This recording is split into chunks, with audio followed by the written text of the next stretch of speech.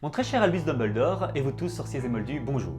Aujourd'hui, dans Lumos pour un moldu, nous tenterons de faire la lumière sur le symbole de la forêt interdite.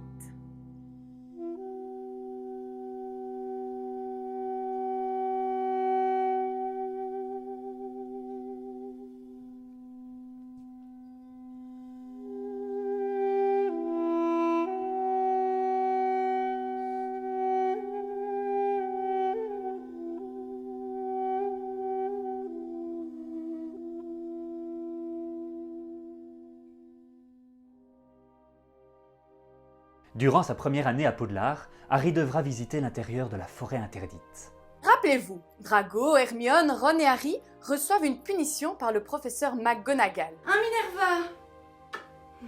Cette punition consiste à accompagner Hagrid dans ladite forêt pour enquêter sur le meurtre de plusieurs licornes. Sans relever la dimension peu responsable et anti-pédagogique de cette punition, qu'attendent nos héros lors de cette incursion dans la forêt mystérieuse? Que vont-ils y trouver? Leurs ombres, leurs ténèbres, leur noirceur et leurs vices.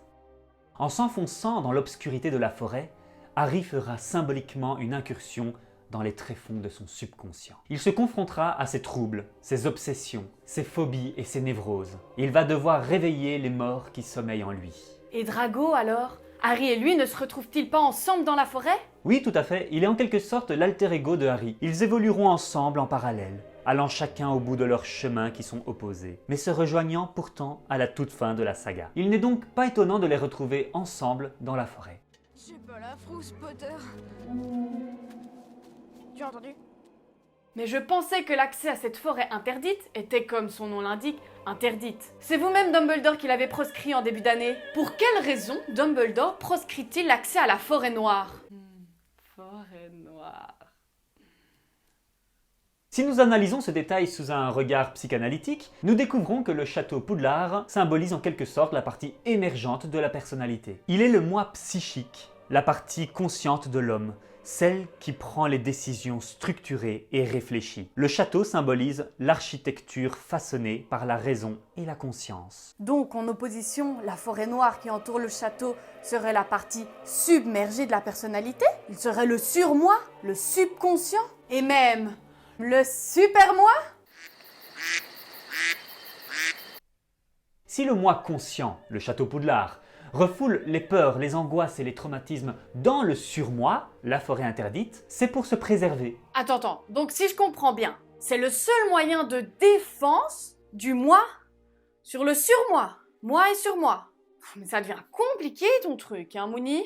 Oui, mais cette protection n'est pas infaillible. Fréquemment, des créatures mystérieuses s'échappent de la forêt ou se réveillent, troublant au passage l'ordre institutionnalisé.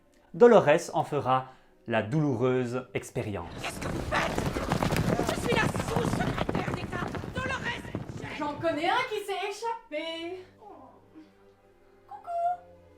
Mais il est parfois important, voire même primordial, de faire quelquefois une petite incursion dans son subconscient, même furtive. C'est ainsi que Harry va braver tous les interdits pour visiter la partie obscure et cachée de son subconscient. Il découvre ainsi ses angoisses et ses traumatismes, la peur de la mort. Dans ce lieu mythique, théâtre de tous les mystères et de toutes les magies naturelles et archaïques, Harry est sur les traces de la licorne agonisante. Cette créature mystérieuse, visiteuse d'un monde intérieur qui vit dans les recoins sombres et cachés de la nature humaine.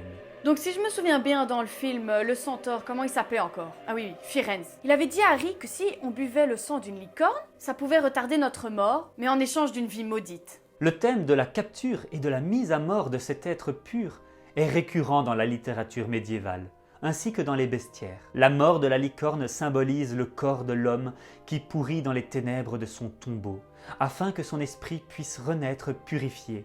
La licorne est symbole de blancheur. Notre héros rencontre pour la première fois Lord Voldemort dans la forêt interdite. Harry est en phase de devenir adulte. La silhouette encapuchonnée, tuant et buvant le sang de l'être le plus pur que la forêt puisse abriter, la licorne, n'est autre que Lord Voldemort. Voldemort est assimilé à l'angoisse paralysante qu'abrite l'arqué du jeune Harry Potter. Oh non, Minerva, n'aie pas peur, je vais te protéger.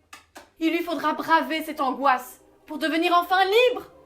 libre de ses peurs. La prochaine fois qu'il se retrouvera à nouveau dans le cœur de la forêt interdite, et il se retrouvera devant la silhouette encapuchonnée, face au visage blafard de Lord Voldemort, il sera prêt à surmonter cette peur de la mort.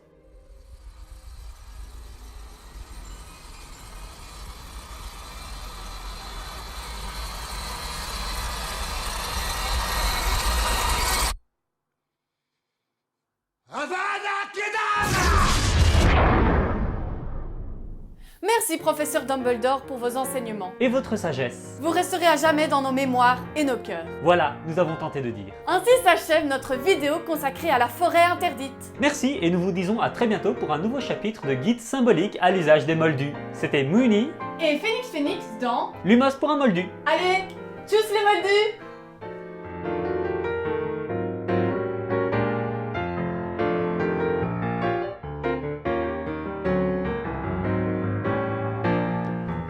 Allons découvrir le pop du jour.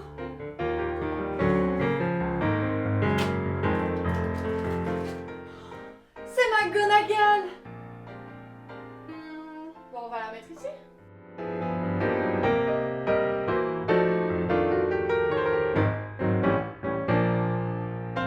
Il lui faudra braver cette angoisse pour devenir enfin libre. Libre de ses peurs. Ça fait hyper nul. Oh non, Minerva! N'aie pas peur! Ah! Je vais te protéger.